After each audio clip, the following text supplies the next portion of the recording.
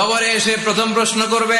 মুনকার নাকির যখন চলে আসবে, 40 কদম যখন আত্মীয় স্বজনরা লাশটাকে কবরের মধ্যে দিয়ে 40 কদম চলে যায়, তখনই ফেরেশতা চলে আসে। এসেই পরীক্ষা শুরু। মার রব্বুক, তোর রবের নাম কি? আমরা বলবো রব্বি আল্লাহ।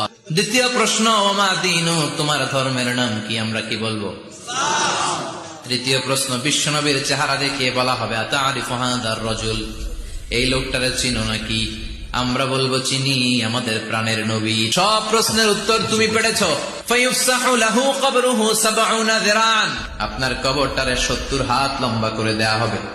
ওয়ায়ুফতাহু লাহু বাবুন ইলাল জান্নাহ, আপনার কবর থেকে জান্নাতের দিকে দরজা খুলে দেয়া হবে। ওয়ায়ুলবাসু মিন লিবাসি আহলিল জান্নাহ, জান্নাতের 2টা রেশমি কাপড়ের পোশাক এনে আপনারে পরিয়ে দেয়া হবে। আর বলা হবে নাম কানাউমিল আরুস, ঘুমাও।